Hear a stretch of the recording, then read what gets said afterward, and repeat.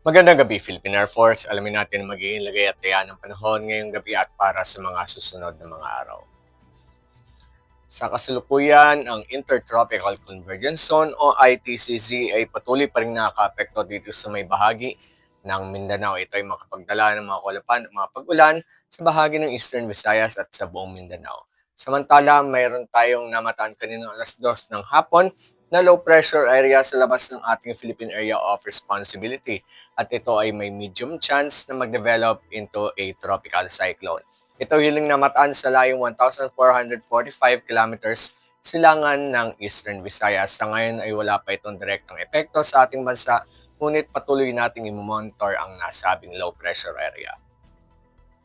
Samantalang yung Northeast Monsoon o hanging amihan patuloy namang makaka-apekto sa extreme northern Luzon kaya't inaasahan na ang Batanes ay makakaranas ng bagyang maulap hanggang sa maulap na kalangitan na may mahihinang pag-ulan.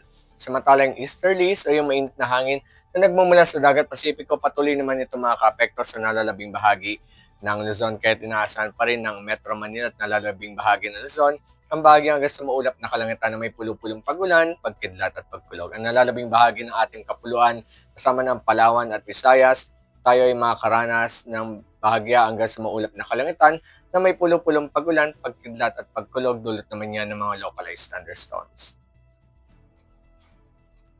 Para sa magiging lagay ng panahon bukas, inaasahan pa rin na ang buong Luzon ay makakaranas ng bahagya hanggang sa maulap na kalangitan na may pulupulong pag-ulan, pagkidlat at pagkulog.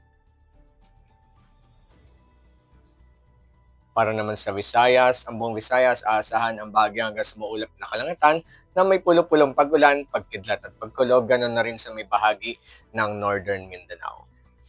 Samantala, ang nalalabing bahagi ng Mindanao kasama ng Zamboanga Peninsula at ang Davao Region tayo ay makakaranas naman ng maulap na kalangitan na may kalat-kalat na pag-ulan, pagkidlat at pagkulog. Para sa mga susunod na araw sa mga piling lugar dito sa ating bansa dito sa Metro Manila, Cavite, Angeles, Lipa, Puerto Princesa, Kalayaan Islands, Lapu-Lapu, Davao, at Zamboanga magmula Miyerkules hanggang Biyernes, asahan pa rin natin ang bahagya hanggang sa maulap na kalangitan na may pulupulong pag-ulan, pagkidlat at pagkulog. Ang haring araw ay lumubog kaninang 17:25 at sikat bukas ng 06:06. Para sa ating moon illumination, 83% increasing. Para manatiling updated sa lagay at taya ng panahon, i-follow lamang Air Force Weather Center sa aming mga official social media accounts. Yan lamang po yung latest update mula sa ating lagay ng panahon sa ngalan ng aming commanding officer na si Colonel Alvin John Cugador, Philippine Air Force General Staff Corps. Ako po si Sergeant John Altisa Puedes, Philippine Air Force Weather Forecaster ng Air Force Weather Center. Muli magandang gabi, Philippine Air Force.